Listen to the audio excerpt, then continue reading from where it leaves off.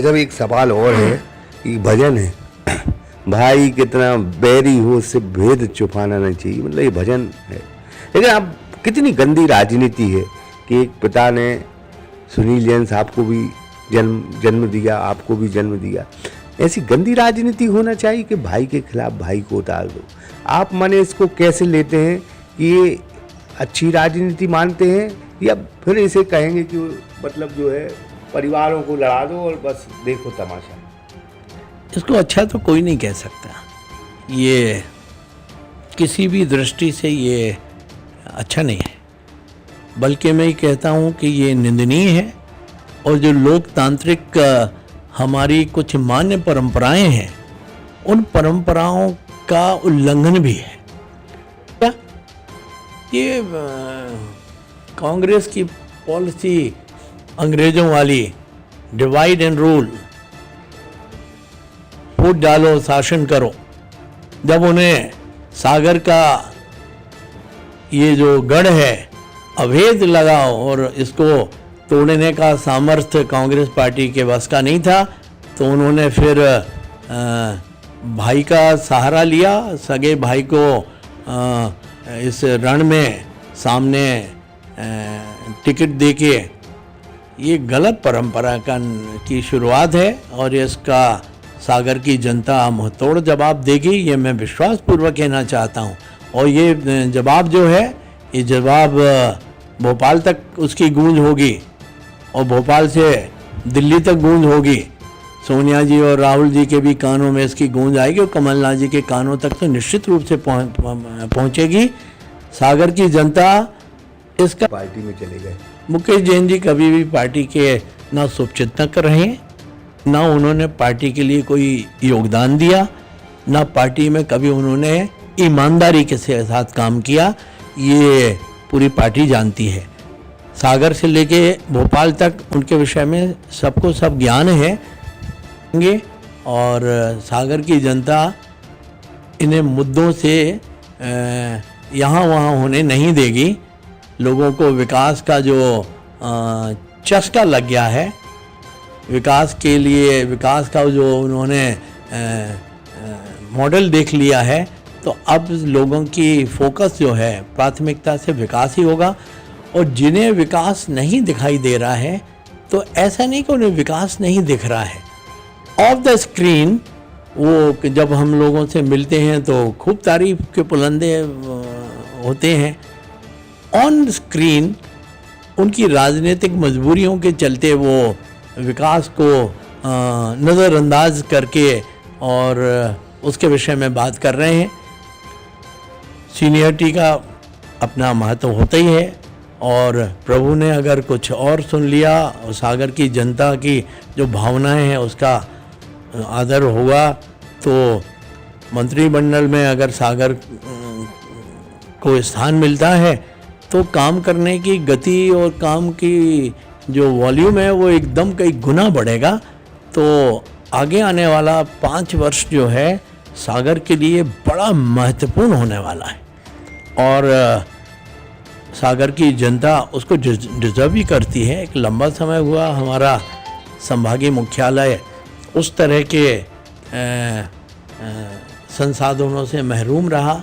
हालांकि हमारे smart city के लिए तो मैं हमेशा सरकार का, सम्मानीय मुख्यमंत्री जी का, सम्मानीय प्रधानमंत्री जी का बड़ा शुक्रगुजार रहता हूँ कि बड़ी राशि उन्होंने हमें दी, जिसके चलते ये जो सपने जो पूर्णता की ओर हैं, चाहे बस स्टैंड का मामला हो, चाहे खेल का हमने बताई आपको। नमस्कार, मैं हूं ब्रह्मदत्त दुबे, आप सागर एक्सप्रेस न्यूज के साथ हैं। मध्य प्रदेश में 2023 के विधानसभा चुनाव में कुछ ऐसी सीटें हैं जहां अपनों के बीच में अपने ही लड़ रहे हैं। सागर जो विधानसभा क्षेत्र है उसमें सागर विधानसभा को लेकर शैलेंद्र जैन का पहले टिकट फाइनल हो गया था, और टिकट इस वजह से फाइनल हुआ कि सागर की तस्वीर जो है वो 10 साल पहले, 20 साल पहले कैसी थी और आज तस्वीर कैसी है। भारतीय जनता पार्टी विकास के आधार पर चुनाव लड़ रही है। ये उसका दावा है कि इस दफा विकास से परे वो कहीं नहीं जाएगी, जबकि कांग्रेस कुछ पेच ऐसे फंसा रही है कि वो सोचती है कि इस तरह से हम भाजपा को हरा लेंगे। हम आज मुखातिब होंगे शैलेंद्र जैन साहब जो जिनको टिकट भी मिला है और 3 बार से लगातार विधायक। बहुत बहुत स्वागत है भाई साहब। बहुत बहुत धन्यवाद सम्मानीय बीडी भाई। सागर एक्सप्रेस का मैं बहुत धन्यवाद देता हूं कि आपने मुझे एक प्लेटफॉर्म मुहैया कराया अपनी बात, अपने विचार को प्रकट करने का। भाई साहब, विकास के आधार पर चुनाव लड़ेगी भाजपा, ऊपर से लेके सागर तक की बात तय है। ये चूँकि भाजपा जो है कांग्रेस से जो मूल पिंड है, भाजपा का मूल पिंड है वो अलग तरह का है। भाजपा सत्ता प्राप्ति को एक सेवा का माध्यम मानती है और कांग्रेस ने 55-60 वर्ष वो और ऐसे बड़ा एक लंबा कालखंड है उनका। आज़ादी के बाद वही रहे, लेकिन देश के प्रदेश के उत्थान, कल्याण, विकास के लिए जो योजनाएं बननी चाहिए थी, जो कार्य योजना, जो बुनियादी काम होने चाहिए थे, वो कभी हुए नहीं। उनका फोकस हमेशा अलग तरह के कामों में रहा। भारतीय जनता पार्टी का उद्भव जो है, उद्गम जो है, वो अलग तरह के वैचारिक उसके साथ हुआ है। एक विचार पे काम करने वाले हम तमाम लोग हैं और ये महत्वपूर्ण नहीं है कि भारतीय जनता पार्टी में कौन चुनाव लड़ेगा। महत्वपूर्ण ये है कि यहाँ भारतीय जनता पार्टी के लिए कमल का फूल पे ही हम वोट मांगते हैं।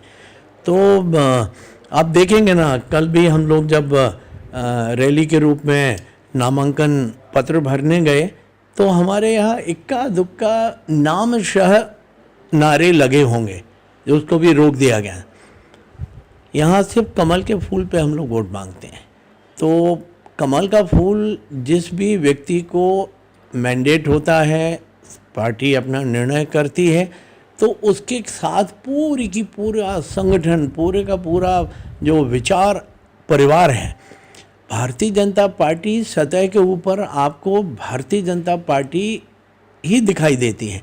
सतह के नीचे भारतीय जनता पार्टी का जो विचार परिवार है, वो विचार परिवार इतना बड़ा परिवार है कि भारतीय जनता पार्टी को कम से कम सागर विधानसभा में कोई कांग्रेस चुनौती बनेगी, कभी देगी, मुझे कभी लगता ही नहीं है। भारतीय जनता पार्टी बड़ी मजबूत स्थिति में है। दूसरी बात यह है, ये तो हो गई संगठनात्मक और वैचारिक। भारतीय जनता पार्टी ही एकमात्र राजनीतिक दल है जिसने सिर्फ फोकस किया विकास को। हमारा रोल मॉडल बना गुजरात। माननीय प्रधानमंत्री जी ने जब गुजरात के सीएम थे तो जिस तरह का विकास वहाँ हुआ है, जिस तरह की प्रगति के नए मापदंड उन्होंने स्थापित किए हैं, आप देखिए ना कि पूरे देश में गुजरात मॉडल चलने लग गया। उसी गुजरात मॉडल को हम लोगों ने भी अडॉप्ट किया और आप देखिएगा ना कि 15 साल 18 साल में इसी मध्य प्रदेश को, जो एक बीमारू राज्य, एक ऐसा पिछड़ा राज्य जहाँ बेसिक सुविधाएं नहीं थी, मतलब अब हम अतीत में इसलिए ले जाना चाहते हैं कि जो हमारे 18, 19, 20 साल के नौजवान हैं, उन्होंने तो वो कालखंड देखा नहीं। उन्होंने दिग्विजय सिंह के कालखंड की वो धूल नहीं देखी, वो रात रात जगते हुए, पंखे जलते हुए, मच्छरों को भगाने के लिए तरह तरह के उपाय करते हुए कभी देखे नहीं। पानी के लिए लाइन लगाते हुए आधा किलोमीटर लंबी लाइनें उन्हें नहीं देखी। गुंड कसेड़ी रखी है और इंतज़ार हो रहा है। उन्हें भारतीय जनता पार्टी के उज्जवल पक्ष को देखा है। तो भारतीय जनता पार्टी के पूर्व की स्थिति क्या थी, ये उन तक बताने की आवश्यकता निश्चित रूप से पड़ेगी, क्योंकि विकास जो है कभी भी है तुलनात्मक होगा। आज हमारे विपक्षी साथी कुछ एक मुद्दे निकाल के लाते हैं कि सब रोड तो आपने बना दी लेकिन नाली की सफाई नहीं हो पा रही है। तो मैं ये कहना चाहता हूँ कि आप लोगों के कालखंड में क्या होता था, ना नाली थी ना सड़क थी और सफाई होने का तो काम ही नहीं था। आपके कालखंड की पूरी डिटेल मेरी भाई साहब मैं आपसे आग्रह करूँगा, श्वेत पत्र जारी होना चाहिए। उस समय जब नगर निगम इनके आधिपत्य में थी, इनके कब्जे में थी, कभी भी समय पे तनख्वाह बटी हो नगर निगम कर्मचारियों का तो मैं दावा कर सकता हूँ 8 दिन 15 दिन 1 महीने 2 महीने पेंडिंग हो जाती थी क्योंकि पैसे नहीं होता था। भारतीय जनता पार्टी ने जो व्यवस्था बनाई वो व्यवस्था ऐसी बना दी कि व्यक्ति के संस्थाओं के पास संसाधन भी हैं, संस्थाओं के पास विल पावर भी है, संस्थाओं के पास काम करने का पूरा इंफ्रास्ट्रक्चर है, विजन है। उसके आधार पे स्मार्ट सिटी के विषय को बगैर छुए हम अपने इस कालखंड की कल्पना नहीं कर सकते। स्मार्ट सिटी के माध्यम से सागर में जो कायाकल्प का एक अभियान हुआ, इसमें मैं इतना ज़रूर बताना चाहता हूँ कि अगर आप और हम अपना एक मकान बनाएं सड़क के किनारे वाला कोई मुख्य मार्ग पे, और आप कितना ही अच्छे तरीके से उसको मकान को गिराने की और बनाने की व्यवस्था करें, आपके सारे पड़ोसी जो हैं आपके खिलाफ हो जाएंगे, आलोचक हो जाएंगे। पूरा मोहल्ला उस धूल से, उस आवाज़ों से, रात को ठक-पट हो रही है, दिन भर एक मकान बनाने में इतना कष्ट होता है कि पूरा मोहल्ला जो है आपके खिलाफ हो जाता है। ये तो पूरे शहर के नव निर्माण का विषय था। और आप देखिए ना कि इस कालखंड में जो कुछ भी हुआ है, सागर के 75 वर्ष के कालखंड में कभी हुआ क्या? अब वो कहते हैं कि नहीं साहब वो गुणवत्ता ठीक नहीं है। मानते हैं कि जब इतना सारा काम होता है और सागर में किस तरह का वर्क कल्चर है आप जानते हैं, तो क्या आप कल्पना करते हैं कोई वो व्यक्ति जिसको इंदौर में काम करने का अवसर मिल रहा हो या ठेका मिल रहा, वो सागर क्यों आएगा? जो भोपाल जाना चाहे वो भोपाल ही जाएगा। सागर कौन आएंगे? जिनको कहीं काम नहीं मिल पाया तो कहेंगे हम सागर कर लेते हैं। ऐसे कुछ एक ठेकेदार गलत मिल गए, घटिया किस्म के मिल गए, मैं स्वीकार करता हूँ।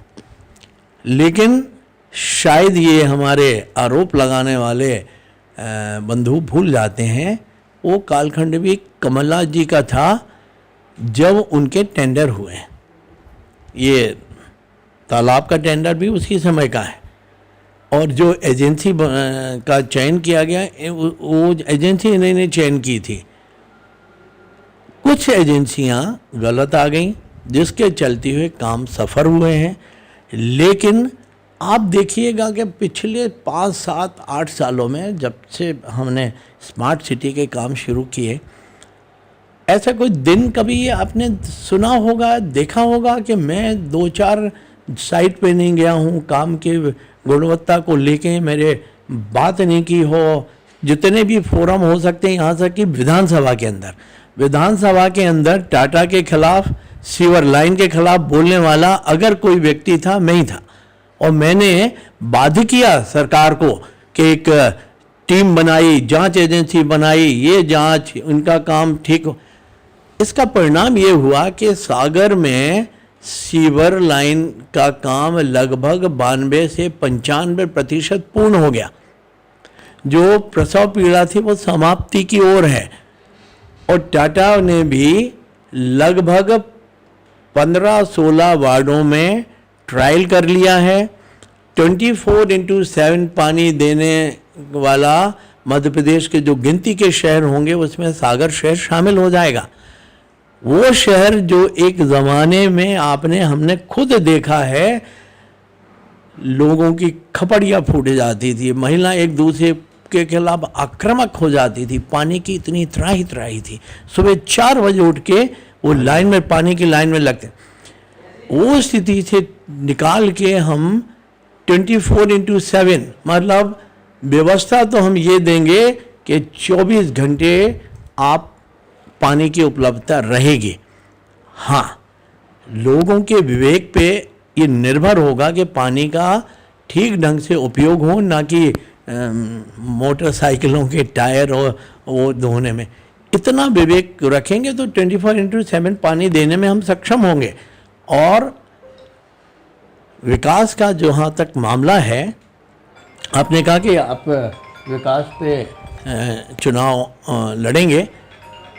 हमें बताने को इतना कुछ है पीरी भाई कि कांग्रेस पार्टी से भी हम पूछेंगे ना कि आपने 15 महीने का समय मिला था, 2018 में बहुमत तो उन्हें नहीं मिला, जनादेश भी नहीं था। दोनों बातें हैं, 2 सीटें कम थी, 2 सीटें कम थी, बहुमत नहीं कह सकते। जनादेश इसलिए नहीं हो सकता कि 0.5% के आसपास कांग्रेस के मुकाबले भारतीय जनता पार्टी को अधिक वोट मिले। तो जनादेश अगर कहा जाए तो बीजेपी के पक्ष में था। फिर भी 2-4 सीटें कम होने के बावजूद सरकार बनाना कोई कठिन था क्या? नैतिकता का तकाजा, पहले सबसे पहले जाके रिजिग्नेशन देने वाले हमारे नेता थे। भारतीय जनता पार्टी ने कुछ नहीं, तुम्हारे अंतःकलह के चलते तुम खुद गिर पड़े, तुम्हारी दोनों टांगों ने एक दूसरे का साथ नहीं दिया। तो इसमें हम पे आरोप लगाए जा रहे हैं भारतीय जनता पार्टी ने सरकार गिरा दी। अगर गिरा दी भारतीय जनता पार्टी ने, अगर ऐसा लोगों का मानना है, तो वो जो 24-25 चुनाव हुए, उपचुनाव, उसमें क्यों नहीं जीते? उसमें आप की वापसी क्यों नहीं हो पाई? क्यों भारतीय जनता पार्टी के पक्ष में लोगों ने मैंडेट दिया, लोगों ने जनादेश दिया? एक चीज। दूसरी चीज, 15 माह के कालखंड की उपलब्धियां अगर इनकी देखी जाएं तो सागर के मामले में कहना चाहता हूं कि एक भी काम वो ऐसा बता दें कि उनके कालखंड में स्वीकृत हुआ हो या उनके कालखंड में उसके लिए कुछ पैसा आया हो, सिवाय हमारे भारतीय जनता पार्टी के कालखंड के कामों को जो पूर्ण हो गए थे, वहाँ फीता काटने के अलावा इन्होंने कुछ नहीं किया। भारतीय जनता पार्टी के शासनकाल में इन लगभग 5-7 वर्षों में जो स्मार्ट सिटी के काम हुए, आप देखिएगा कि विश्वविद्यालय वाली रोड जो है, वो रोड जिस क्वालिटी की और जिस उत्तरदायित्व के साथ बनाई गई, उस रोड का कोई सानी नहीं है। वो रोड जब रात को चमकती है तो देखने योग्य बनती हैं। आप ये बड़ी बड़ी सड़कें देख लीजिए, आप संजय ड्राइव देखिए ना, पगडंडी थी भाई, पगडंडी को हम लोगों ने कम संजय ड्राइव बना दिया, वास्तव में चरितार्थ किया। कॉरिडोर तो सागर के लिए नहीं, पूरे प्रदेश के लिए गर्व का विषय है। वीआईपी रोड भी उतनी सुंदर नहीं है भोपाल की, उसके दोनों साइड में तालाब नहीं दिखता है। सागर का कॉरिडोर है तो ठेठ तालाब के बीचों बीच से गया है। मैं कल बहुत दिनों बाद उस कॉरिडोर पे गया, शाम को, दिन से तो निकल जा, मैं गदगद हो गया। मैं ये देख के अभिभूत था कि ऐसा लगता है कि सागर के लिए वो एक पर्यटक स्थल बन गया है। और डिस्टेंस जो है 3 मिनट में इस एंड से उस एंड पे हम पहुंच जाते हैं। यातायात कितना सुगम हो गया है, वो एक बात हो गई। खेल की गतिविधियों के विषय में अगर आप देखें तो क्या नहीं है मेरे पास, सागर वालों के पास। आप देखेंगे आगामी 10 सालों में सागर में एशियन गेम्स हों, चाहे ओलंपिक गेम्स हों, चाहे नेशनल गेम्स हों, सागर की उपस्थिति आपको अलग से दिखाई देगी, क्योंकि एस्ट्रो टर्फ पे हमारे खिलाड़ी हॉकी खेल रहे हैं। इंटरनेशनल ग्रेड का हमने क्रिकेट का मैदान बना दिया। एस्ट्रो टर्फ के अलावा सिंथेटिक ट्रैक जो हमारा सपना ही था, सपना हमने पूरा किया। अब हमारी सिंथेटिक लॉन टेनिस है, सिंथेटिक वॉलीबॉल है।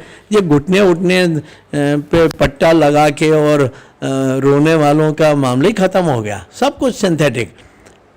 ये किसने कल्पना की थी? ये कल्पना वही व्यक्ति कर सकता है, वही पार्टी कर सकती है जिसके मन में जनता की प्रति जवाबदेही हो और जनता की आवश्यकताओं को समझता हो।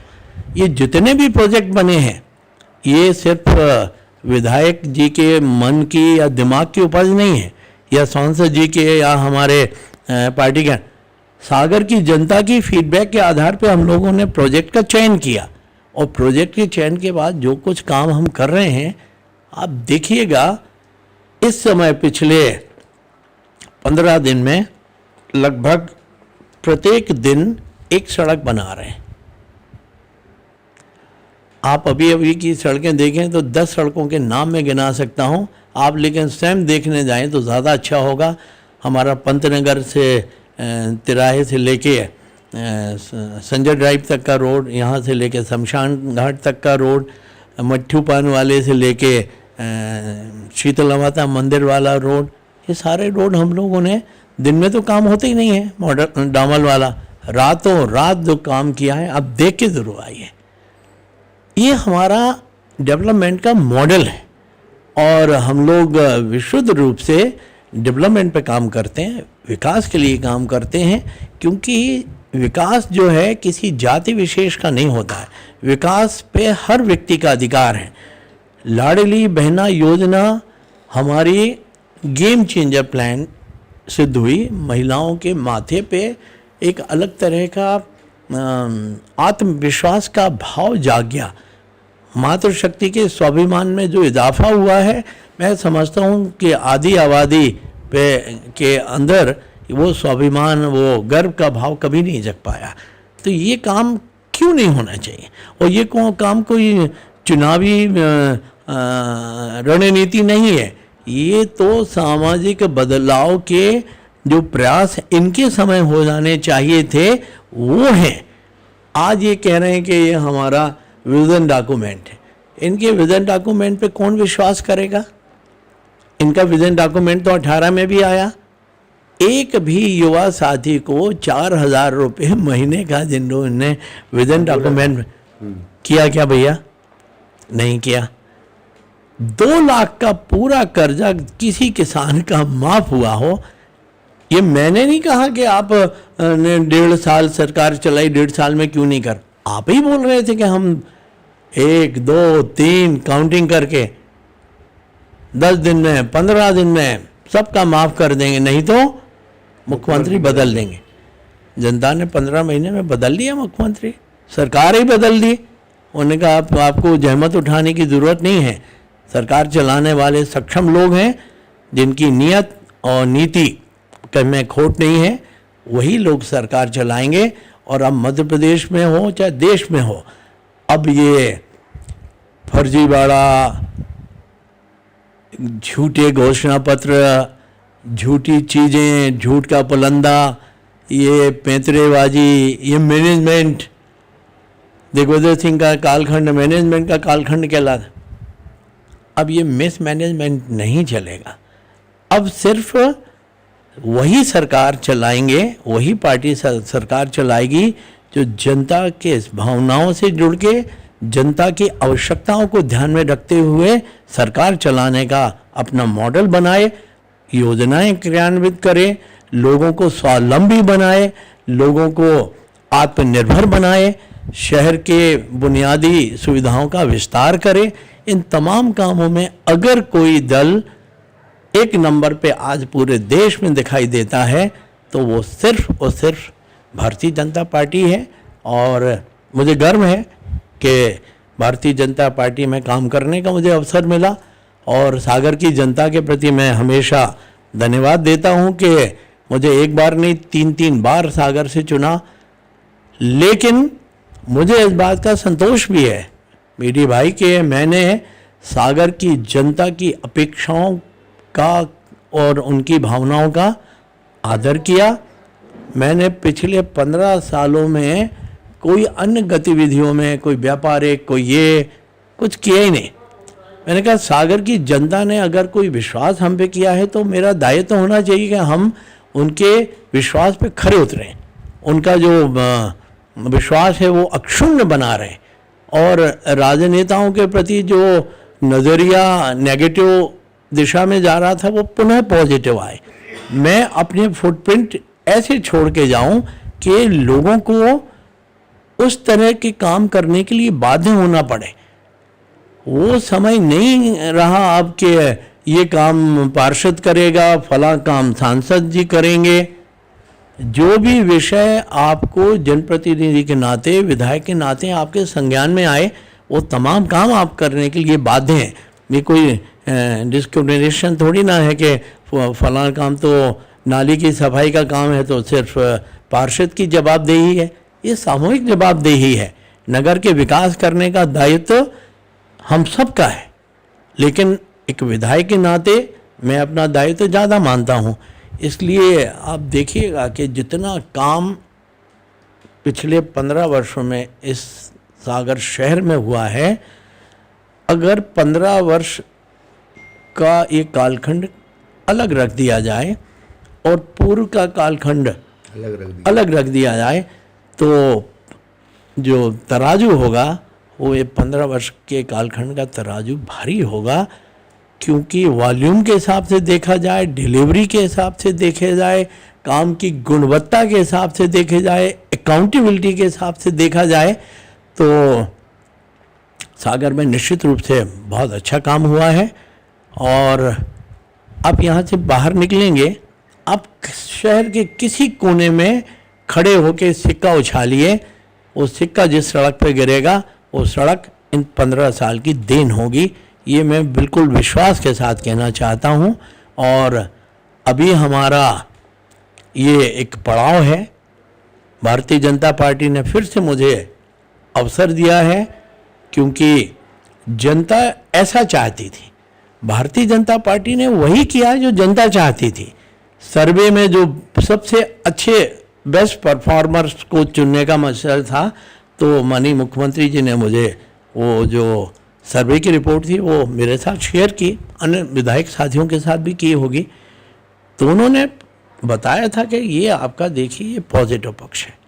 उसमें ऊपर से लेके नीचे जब ख़त्म हो गया तो मुख्यमंत्री जी हंसते हुए बोले, अरे भाई इसमें तो सब पॉजिटिव ही है, नेगेटिव तो कुछ है नहीं। तो मुझे उस दिन लगा कि सागर की जनता की भावनाएं शब्दों के रूप में वहाँ पहुँची हैं, और उन भावनाओं का सम्मान पार्टी ने किया। मैं पार्टी का धन्यवाद देता हूँ। और अब जो है सागर की जनता का धन्यवाद इसलिए कि उन्होंने सबसे पहले तो जो भावनाएं व्यक्त की, जिसके चलते मुझे टिकट मिला, और मैं आशा ही नहीं पूरा विश्वास है, जहाँ मैं जनसंपर्क में जा रहा हूँ, लोगों का अपार स्नेह है। ऐसे लोग गले मिलते हैं और जिस तरह का प्रसन्नता की अभिव्यक्ति वो दे रहे हैं कि मुझे लगता है कि चुनाव जो है एक तरफा ही होगा। और आज तक के इतिहास की सागर विधानसभा की सर्वाधिक लीड, सर्वाधिक जीत का अंतर जो है इस विधानसभा में आपको देखने को मिलेगा। सागर की जनता के प्रति मुझे पूरा विश्वास है। सागर की जनता मुझ पे भी विश्वास करती है, क्योंकि अगर ऐसा नहीं होता तो लगातार 3 बार पिछले से ज़्यादा मतों से जिताने का काम इसी हमारी जनता जनार्दन ने किया। और मैं वास्तव में मैं सागर की जनता का मुरीद हूँ, अभिभूत हूँ। पहले मेरा भाव था किसी ज़माने में, जब मैं जनप्रतिनिधियों के प्रति लोगों के आक्रोश को देखता था या आलोचना को सुनता था, तो मैं सोचता था कि जनप्रतिनिधि शायद कुछ भी काम करे, अच्छे से अच्छा काम भी करे, लेकिन जनता की गालियाँ उसको पड़ेंगी ही पड़ेंगी। मेरा वो विचार बदल गया, मेरे वो ख्यालात बदल गए, मेरा वो भाव जो है वो बदल गया।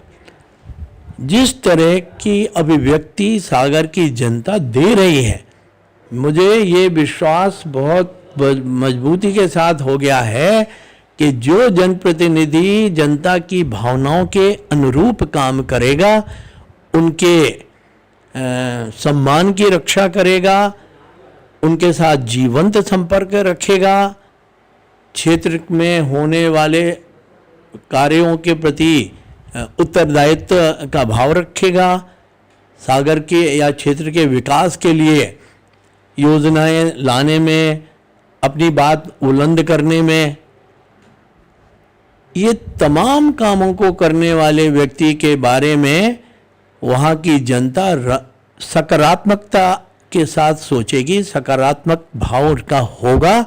ये मेरा विश्वास बिल्कुल अटल और अटूट बन गया है, क्योंकि जो मुझे उत्कृष्ट विधायक का पुरस्कार मिला, वो भी अकेली उसका जो बेसिस थे, उसके जो मापदंड थे, वो अकेली विधानसभा की परफॉर्मेंस नहीं था। इन हाउस परफॉर्मेंस के साथ में विधानसभा क्षेत्र में आपकी परफॉर्मेंस कैसी थी, उसके बहुत सारे नंबर थे, बल्कि 50% नंबर लगभग यहाँ के लिए थे। तो ये जो फीडबैक लोगों को मिला, जिस आधार पे मुझे उत्कृष्ट विधायक का सम्मान मिला, तो ये सम्मान मेरा नहीं हुआ, ये सम्मान सागर की जनता का हुआ। तो मैं इस सारे सम्मान को सागर की जनता को ही समर्पित किया है कि उनकी भावनाएं, उनके विचार, उनके जो अनुभव है, वही सारी की सारी बातें शब्दों के रूप में अंकित होके वहाँ पहुँची, जिसके चलते मुझे उत्कृष्ट विधायक चुन लिया गया। In house performance of course मेरी खुद की परफॉर्मेंस मान सकता हूँ, क्योंकि वहाँ आम व्यक्ति तो जा नहीं सकता, तो वहाँ जो कुछ करना है मुझे अपनी काबिलियत से करना होता है। तो एक एक विषय जिससे सागर की जनता का वास्ता हो सकता है, जिससे सागर की जनता का भला हो सकता है, सागर का विकास हो सकता है, मैं कोई अवसर छोड़ता नहीं हूँ विधानसभा में। वही समय होता है जब मैं सागर से बाहर रहता हूँ, बाकी समय तो मैं सागर में ही रहता हूँ। तो इन हाउस परफॉर्मेंस भी कमोवेश ठीक है, और कभी आवश्यकता पड़ेगी तो मैं जो कुछ भी क्योंकि विधानसभा में तो एक शब्द भी कहा जाएगा तो वो वहाँ रिकॉर्डेड है, राइटिंग में भी और वॉइस रिकॉर्डिंग में भी। तो उसका पूरा संकलन ज़रूर लेके आऊँगा, उसका प्रकाशन करूँगा, ताकि सागर की जनता को ये ध्यान में रहे कि शायद ही कोई ऐसा विषय रहा हो जिसको लेके मैंने उनकी लड़ाई विधानसभा तक ना पहुंचाई हो और ना लड़ी हो। कभी कुछ काम में सफलता भी मिली है, कभी कुछ काम में सफलता नहीं भी मिली है, लेकिन मेरी जो संघर्ष है उस संघर्ष में कोई कमी नहीं आने दी। जब ये बात भी चुनने का मुझे एक चुनौती आई कि आपको या तो सरकार को चुनना होगा या सागर की जनता को चुनना होगा, तब भी वीरी भाई मैंने सागर की जनता को चुना। आपको याद होगा कि विद्युत वितरण के संबंधित एक्सेल कंपनी आई थी। किसी जनप्रतिनिधि की कोई इतनी हिम्मत होती है कि वो अपनी सरकार के खिलाफ आवाज़ उठाए, धरना प्रदर्शन में हिस्सेदारी करे और अनशन पे बैठ जाए? उस कालखंड में मैंने हुकूमत के खिलाफ जाके सागर की जनता की भावनाओं को कद्र करते हुए धरना प्रदर्शन किया और फाइनली मैं सरकार के खिलाफ धरने पे बैठा। मेरे साथ सम्मानीय उस समय के तत्कालीन सांसद भूपेन जी भी बैठे थे और तपाज लगे हुए थे। शायद अप्रैल या मई का महीना था। उस तपों में भी हम लोग डटे रहे और उस दौरान मुख्यमंत्री जी का भी फ़ोन आया कि भाई आपकी भावनाएं आ गई हैं, अब आप धरना समाप्त कर लीजिए। मैंने कहा ये धरना समाप्त तो भाई साहब अब तभी होगा जब ये व्यवस्था में परिवर्तन होगा, उसके पहले नहीं हो सकता। तो सागर की जनता की भावनाओं के साथ, उनकी कठिनाइयों के साथ खड़े रहने की मेरी आदत है। और हमने हमेशा सागर की जनता को प्राथमिकता दी है, सत्ता के खिलाफ भी जाके, सरकार के खिलाफ भी जाके। ऐसा एक आध वाक्य और ध्यान है, अगली बार जब मिलेंगे तब सुनाऊंगा आपको। लेकिन मुझे खुशी है कि इन 15 वर्षों में जो कुछ मैं कर सकता था किया है, और जनता अगर मुझे फिर अवसर देगी तो इस बार और भी ऊर्जा के साथ और भी संसाधनों को जुटाने की कैपेसिटी के साथ। सीनियरिटी का अपना महत्व होता ही है, और प्रभु ने अगर कुछ और सुन लिया और सागर की जनता की जो भावनाएं हैं उसका आदर हुआ, तो मंत्रिमंडल में अगर सागर को स्थान मिलता है तो काम करने की गति और काम की जो वॉल्यूम है वो एकदम कई गुना बढ़ेगा। तो आगे आने वाला 5 वर्ष जो है सागर के लिए बड़ा महत्वपूर्ण होने वाला है, और सागर की जनता उसको डिजर्व भी करती है। एक लंबा समय हुआ हमारा संभागीय मुख्यालय उस तरह के संसाधनों से महरूम रहा।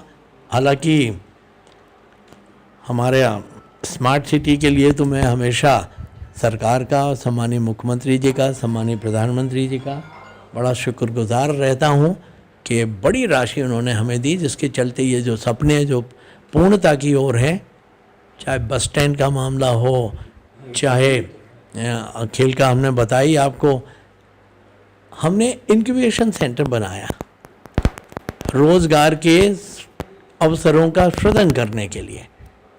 और जो स्टार्टअप, स्टैंड अप जितने भी प्रोजेक्ट हैं वहाँ लेके कोई भी आदमी जाता है, नौजवान जाता है, आइडिया लेके जाता है, तो उस आइडिया में उसको फाइनेंशियल, टेक्निकल असिस्टेंस, सारी सुविधाएं वहाँ उपलब्ध हैं। आप अपने मतलब वहाँ आपके सपनों को पंख लगाने का काम किया जा रहा है। इससे रोज़गार के अवसर का सृजन हो रहा है। सागर में हमने सरकार के माध्यम से फर्नीचर क्लस्टर स्वीकृत करा लिया है। सागर में सब्सिडाइज्ड रेट पे बड़ी महत्वपूर्ण जगह है जो हमें मिल गई है। उस जगह पे हमारा पूरा फर्नीचर का क्लस्टर बनेगा। सरकार उसमें 25-50 करोड़ रुपए खर्च करेगी, और उसमें अकेले 20 करोड़ रुपए की राशि का एक ट्रेनिंग सेंटर बनाएंगे। वहाँ जो लोग वर्कर्स आएंगे काम करने के लिए विभिन्न फैक्ट्रीज में, उनको ट्रेनिंग देने का काम करेंगे। उनकी मार्केटिंग का सेटअप ज़माने में सरकार मदद करेगी। तो ये टिम्बर का उद्योग जो है जो सिर्फ आरा मशीन तक सीमित था, ये सबसे पहले तो ये सारी आरा मशीनें शहर के बाहर चली जाएंगी, और अब ये आरा मशीन ना होके फैक्ट्री के रूप में परिवर्तित होगी। और वो काम जो मुंबई और दिल्ली में हो रहा था वो अब सागर में होगा। अब हम टिम्बर मर्चेंट नहीं होंगे, हम अब फर्नीचर मैन्युफैक्चरर बनेंगे। और सागर में प्रथम चरण में 100 यूनिट लगभग काम करेंगी। 2 साल के अंदर 5,000 से 10,000 लोगों को रोज़गार देने का काम अकेले हमारे फर्नीचर क्लस्टर से आने वाला है। और ये जो 50,000 करोड़ रुपए का जो ये नया इन्वेस्टमेंट आ रहा है बीना में, उसका लाभ सागर के लोगों को वास्तव में मिलने वाला है। एंसिलरीज एक नहीं, सैकड़ों एंसिलरीज लगेंगी, और नए नए उद्योग, नए नए कल कारखाने ये सब बनेंगे। तो आप देखिएगा कि आगे आने वाले 10 सालों में इस पूरे ज़िले की इकोनॉमी और ज़िले की तस्वीर, सागर चूँकि मुख्यालय है तो ऑब्वियसली सबसे ज़्यादा फ़ायदा सागर को मिलेगा। इस पूरे ज़िले की तस्वीर और तकदीर सब बदलने वाली है। भारतीय जनता पार्टी के शासनकाल में सागर ज़िला, हमारा बुंदेलखंड, हमारा मध्य प्रदेश न केवल सुरक्षित है, आपको एक बात और ज़रूर बताना चाहूँगा, सागर में जिस तरह का कल्चर होता था, आपने भी शायद सुना होगा, देखा होगा, मैंने तो भोगा है, हम बड़े बाज़ार के ही रहने वाले हैं। सुरक्षा की दृष्टि से कभी इस शहर में रहने वाले किसी भी बाशिंदे को 1% का भी ये अंदेशा नहीं होता कि हमें अगर कोई काम शुरू करना है तो कोई चौथ वसूली होगी, कोई समानांतर कोई टैक्सेस दिए वसूली होगी, या हमें उसके लिए कुछ अतिरिक्त ये इसमें खर्च करना होगा। सागर के क्षेत्र को हमने भय मुक्त किया है, और सागर में जो भी व्यक्ति काम करना चाहता है, व्यवसाय करना चाहता है, सारे व्यापारी, एक जनप्रतिनिधि का मिनिमम जो इंटरफियरेंस होता है वो मॉडल जो है हमने 15 सालों में स्थापित किया। लोगों का मेरा इंटरेक्शन तभी है जब लोगों की कोई आवश्यकता है। अनावश्यक अलग उद्देश्य से और लोगों को तलब करना, लोगों को परेशानी पैदा करना, ये हमारे भारतीय जनता पार्टी का कल्चर नहीं है। और हमने इस कल्चर को, जो पूर्व में कल्चर था, उस कल्चर को हमने समाप्त प्राय कर दिया, और निर्भीक और भयमुक्त होकर व्यक्ति यहाँ पे व्यापार व्यवसाय करने के लिए स्वतंत्र है। और सागर जो है शांति का टापू है। यहाँ कोई 1962 के बाद यहाँ पे कोई भी दंगा नहीं हुआ। जब बाबरी मस्जिद का विषय आया या अन्य ऐसे बड़े संवेदनशील राम मंदिर का, लोगों ने सौहार्दता दिखाई, क्योंकि जहाँ पे विकास मुद्दा हो जाता है तो हर व्यक्ति का फोकस जो है विकास पे होता है। फिर उसका फोकस जो है, जो वेस्टेड इंटरेस्ट जिनको कहते हैं, उससे हट के फिर शहर के विकास पे, समाज के विकास पे, स्वयं के विकास पे, इस तरह के विकास पे लोगों का फोकस होता है। मुझे खुशी है कि सागर में एक अच्छा वातावरण अभी देखने में आ रहा है, और एक पॉजिटिविटी जो है भारतीय जनता पार्टी के प्रति लोगों में बनी हुई है।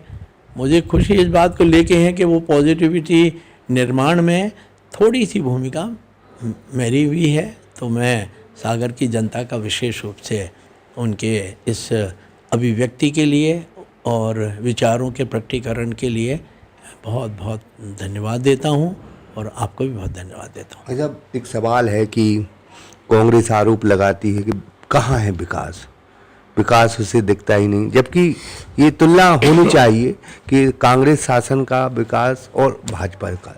बहुत ईमानदारी से जनता को उसमें सोचना चाहिए। डेफिनेटली। और अगर विकास के नाम पे वोट नहीं मिलेगा तो फिर हम पुनः मुद्दों से भटकेंगे, पुनः हम अतीत की ओर जाएंगे, और फिर वही बातें, वही मुद्दे, जिन मुद्दों को एड्रेस करके चुनाव जीते जाते रहे हैं, फिर वही वोट बैंक की राजनीति। मैं लगता है कि हम पाषाण युग की ओर नहीं लौटेंगे, हम नए भविष्य की ओर ताकेंगे, और सागर की जनता इन्हें मुद्दों से यहाँ वहाँ होने नहीं देगी। लोगों को विकास का जो चस्का लग गया है, विकास के लिए, विकास का जो उन्होंने मॉडल देख लिया है, तो अब लोगों की फोकस जो है प्राथमिकता से विकास ही होगा। और जिन्हें विकास नहीं दिखाई दे रहा है, तो ऐसा नहीं कि उन्हें विकास नहीं दिख रहा है। ऑफ द स्क्रीन वो जब हम लोगों से मिलते हैं तो खूब तारीफ के पुलंदे होते हैं। ऑन स्क्रीन उनकी राजनीतिक मजबूरियों के चलते वो विकास को नज़रअंदाज करके और उसके विषय में बात कर रहे हैं। लेकिन सच्चाई तो सच्चाई है और उसको झुटलाया नहीं जा सकता।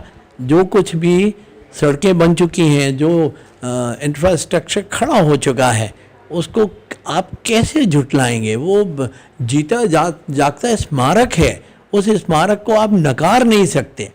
तो कांग्रेस को तो अब अपने पुराने ढर्रे से निकल के, पुराने बद चलनी से निकल के और नए परिवेश में आके ही सोचना पड़ेगा। और उन्हें भी अंतोगत्वा विकास का मार्ग चुनना होगा, तभी लोगों का विश्वास वो अर्जित कर पाएंगे। ये किसी भी राजनीतिक दल के लिए अब आसान नहीं होगा कि लोगों को विभाजित करके जाति में, इसमें, उसमें, और कुछ वोट बैंक का निर्माण ऐसा किया जाए कि ये सिर्फ उनके लिए फ़कत वोट बैंक हो और उसके आगे कुछ नहीं हो। तो वो बीते कल की बातें हो गई। अब ये ज़माना जो है नया ज़माना है, नए विचारों के लोग हैं, और भारतीय जनता पार्टी का जो करिश्माई नेतृत्व है, चाहे दिल्ली के हमारे इस देश के प्रधानमंत्री सम्मानीय नरेंद्र मोदी जी हों, चाहे यहाँ प्रदेश का हो, अब स्वच्छ छवि, उज्जवल छवि, साफ नीयत और विकास ऑफ कोर्स बहुत बड़ा मुद्दा है। इसी तरह की पॉजिटिविटी के साथ देश चलेगा, प्रदेश चलेगा, सागर चलेगा, और हम सबकी सहमति, हम सबका विश्वास जो है इसी तरह की राजनीति में, इसी तरह के कामों में है। मैंने हमेशा स्वच्छ राजनीति करने की कोशिश की है। मैंने कभी गुटबाजी, ये मैं जानता नहीं गुटबाजी क्या होती है, और कोई मुझे राजनीतिज्ञ कहे तो मुझे अच्छा नहीं लगता, कोई मुझे सोशल वर्कर कहे तो मुझे अच्छा लगता है। मैं एक सोशल वर्कर हूँ और सामाजिक कार्यकर्ता के नाते, क्योंकि राजनीति में आके जनप्रतिनिधि बनने के बाद आपके संसाधनों में कई गुना इजाफा हो जाता है। तो राजनीति मेरे लिए सेवा का माध्यम है, और इसलिए मुझे राजनीति में आने के लिए कुछ ऐसी परिस्थितियां बनी कि मैं राजनीति में आ गया। और भारतीय जनता पार्टी के साथ काम करना, ऐसे देव दुर्लभ कार्यकर्ताओं के साथ काम करना, सच में एक वास्तव में ऐसा लगता है ये परिवार भाव है। एक एक कार्यकर्ता के साथ दिली जुड़ाव हो जाने के पश्चात वो कार्यकर्ता का इतना अगाध स्नेह और विश्वास हमें मिलता है कि मुझे लगता है कि ऐसा स्नेह, ऐसा परिवार जैसा भावना मुझे नहीं लगता और कहीं इस तरह का भाव होगा। मुझे जब चौथी बार टिकट मिला, जबकि मैं चौथी बार चुनाव लड़ने के बहुत पक्षधर नहीं होता हूँ, फिर भी टिकट मिल गया। किसी व्यक्ति ने ज़रा आलोचना नहीं की, तमाम कार्यकर्ताओं ने बड़ा स्वागत सम्मान किया, जबकि मैं मानता हूँ कि कितने लोग ऐसे होंगे जो आस लगाए बैठे होंगे कि जगह खाली हो और मुझे अवसर मिले। मैं ऐसे लोगों के लिए वास्तव ये यहाँ टोकेंगे आपको। मुकेश जैन साहब आम आदमी पार्टी में चले गए। मुकेश जैन जी कभी भी पार्टी के ना शुभचिंतक रहे, ना उन्होंने पार्टी के लिए कोई योगदान दिया, ना पार्टी में कभी उन्होंने ईमानदारी के साथ काम किया। ये पूरी पार्टी जानती है। सागर से लेके भोपाल तक उनके विषय में सबको सब ज्ञान है। अब कुछ बातें ऐसी हैं कि उनको कहना उचित नहीं होगा, राजनीतिक मर्यादाएं हैं और राजनीतिक मर्यादाओं का पालन होना चाहिए। मैं फिर बार बार कहता हूं कि राजनीति की भी मर्यादाएं हैं, राजनेता की भी मर्यादाएं हैं।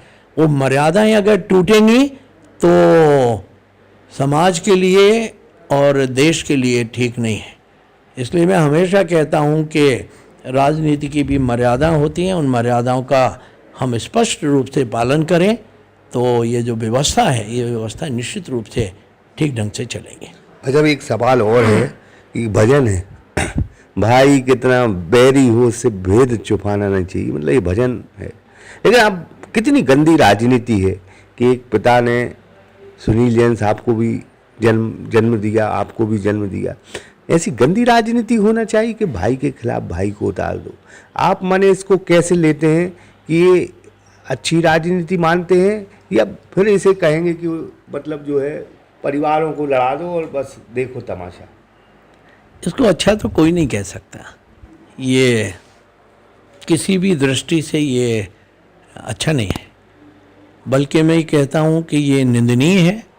और जो लोकतांत्रिक हमारी कुछ मान्य परंपराएं हैं, उन परंपराओं का उल्लंघन भी है। मैं आपको बताऊं कि बहुत सारी चीज़ें जो विधानसभा में संचालित करते हैं हम लोग, कुछ विषय में तो लिखा हुआ है, नियम बने हुए हैं, कुछ परंपराएं हैं। ऐसा कोई नियम नहीं लिखा है कि विधानसभा यूं चलेगी, लेकिन वो मान्य परंपराएं हैं, इसलिए वो परंपराएं कोई भी दल आता है उसका पालन किया जाता है।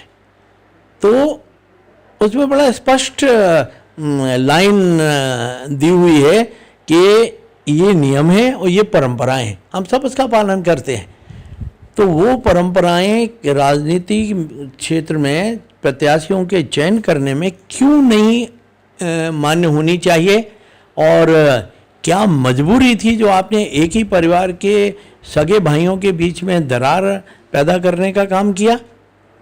ये कांग्रेस की पॉलिसी अंग्रेज़ों वाली, डिवाइड एंड रूल,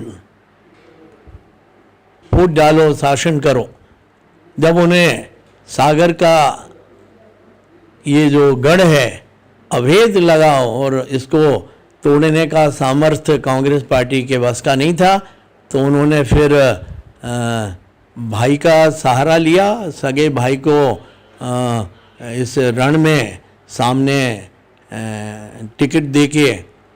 ये गलत परंपरा की शुरुआत है और इसका सागर की जनता मुंहतोड़ जवाब देगी, ये मैं विश्वासपूर्वक कहना चाहता हूँ। और ये जवाब जो है, ये जवाब भोपाल तक उसकी गूंज होगी और भोपाल से दिल्ली तक गूंज होगी। सोनिया जी और राहुल जी के भी कानों में इसकी गूंज आएगी और कमलनाथ जी के कानों तक तो निश्चित रूप से पहुँचेगी। सागर की जनता इसका सही वक्त पे सही जवाब देने। लोग मुझसे पूछते हैं कि मैं उस पर रिएक्शन दूं, मैं उस पर रिएक्शन नहीं देना चाहता। मेरा रिएक्शन सागर की जनता देगी। उस भी जो भी उन्होंने कृत्य किया कमलनाथ जी ने, उसके संबंध में सागर की जनता की स्पष्ट राय है कि ऐसा नहीं होना चाहिए था। अगर नहीं होना चाहिए था फिर भी कमलनाथ जी ने ऐसा किया है और इनने भी उसको स्वीकार किया है। मैं पूरी की पूरी गलती कमलनाथ जी की तो नहीं मान सकता, कमलनाथ जी का दबाव हो सकता है, लेकिन एक भाई को दूसरे भाई के खिलाफ चुनाव लड़ने के लिए सोचना तो चाहिए था। भाई साहब एक यहाँ कहेंगे कि पहले आपको टिकट मिल गया, अगर पहले उनको टिकट मिलता तो शैलेंद्र जी विचार करते? ना केवल मैं विचार करता, मेरी पार्टी भी विचार करती जी, और करना चाहिए कि अगर ऐसी परिस्थितियां निर्मित होती हैं तो बदली हुई परिस्थितियों में कोई ऐसा निर्णय किया जाता ताकि इस तरह की मर्यादाएं भंग ना हो, मर्यादाएं कायम रही आएँ। ऐसा काम क्यों नहीं हो सकता था? तो ये जो कुछ भी हुआ है सागर में ठीक नहीं हुआ है, लेकिन सागर की जनता उसको ठीक करेगी। मतलब मैंने एक और सवाल पहले किया था कि पिता आप, मतलब एक पुत्र वो है सुनील जैन और एक शैलेंद्र जैन, कोई जीते कोई हारे, लेकिन पिता की तो नैतिक हार होती वो आज इस जमाने में नहीं। मतलब ये कष्ट जो है, परिवार टूटते हैं, जब परिवार के लोगों को निश्चित रूप से समस्या है, कष्ट है, उनकी किंग कर्तव्य विमूढ़ता की स्थिति में आ गए हैं कि अब क्या करेंगे, किसके साथ जाएंगे। तो टिकट मिलने का जब जुलूस होता है तो वो एक भाई के साथ चले जाते हैं, कल फॉर्म भरने का जो जुलूस होता है, नामांकन फॉर्म भरने का, तो दूसरे भाई के साथ भी खड़े हो रहते हैं। ये अब उनके लिए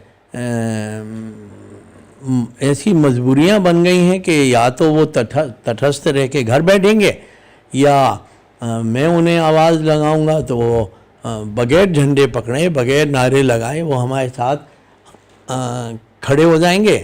वो आवाज़ देंगे तो शायद उनके साथ भी खड़े हो जाएं। लेकिन बहुत असहज स्थिति में कमलनाथ जी ने और कांग्रेस पार्टी ने न केवल परिवार को डाल दिया, वरन ये समूचे सागर के लोगों को ऐसी विषम और ऐसी परिस्थिति में डाल दिया जो अवॉइड की जा सकती थी। इसको करने की कोई बहुत मजबूरी नहीं थी आपकी, लेकिन आपने जो काम अंग्रेज़ों ने किया वो अंग्रेज़ों की अंग्रेजियत जो है आपके अंदर अभी तक कायम है, और उसी तरह का काम आपने करके ये सिद्ध कर दिया कि आप अभी तक स्वदेशी नहीं हो पाए, आप अभी तक भारत के नहीं हो पाए। भारत की जो मान्यताएं हैं, परंपराएं हैं, भारत के लोगों की एक दूसरे के प्रति जो मर्यादित व्यवहार वाली बात है, उसको आपने तार तार करने का काम किया। और भारत की जो ज़मीन है, भारत की जो जड़ें हैं, भारत की जो परंपराएं हैं, उनसे आपका कोई लेना देना नहीं है। आप एक अलग तरह का कल्चर आपके जहन में है, और उसी कल्चर को ध्यान में रखते हुए आप ये काम कर रहे हैं। इसको निश्चित रूप से मैं बहुत निंदनीय मानता हूँ, अमर्यादित मानता हूँ। बहुत बहुत धन्यवाद आपका। बहुत विकास के मॉडल पर शैलेंद्र जैन चुनाव लड़ेंगे, साथ ही भाई के खिलाफ भाई को चुनाव मैदान में कमलनाथ जी ने जो उतारा है उस पर उन्होंने कड़ी निंदा की है। कहा है कि परिवार टूटते हैं तो कष्ट सभी को होता है, सागर की जनता को भी कष्ट है। ऐसी गंदी राजनीति नहीं करना चाहिए कमलनाथ जी को। वो कमलनाथ जी अभी भी स्वदेशी नहीं है, बल्कि विदेशी आचरण उनमें अभी भी कायम है। वो अंग्रेजी शासन हुआ करता था, जो फूट डालो शासन करता था, लेकिन सागर की जनता तटस्थ है विकास के साथ। और शैलेंद्र जैन न सिर्फ विधायक बन रहे हैं उनके अनुसार, बल्कि अगर सागर शहर को इस बार मौका मिला तो सागर शहर से, सागर विधानसभा से कोई बड़ी बात नहीं होगी कि शैलेंद्र जैन मंत्री बनेंगे। ब्रह्मदत्त दुबे, सागर एक्सप्रेस न्यूज, सागर। अब सागर में भी बढ़ती खेल सुविधाओं के साथ महानगरों की तर्ज पर एक ही कैंपस में बेहतरीन गेम और फिटनेस, जिसमें cricket, gym, yoga, badminton, shooting, boxing और भी बहुत कुछ। अधिक जानकारी के लिए संपर्क करें सिद्धार्थ सिंह कुशवाहा। पता city stadium campus, Ravindra Bhavan, bus stand, सागर।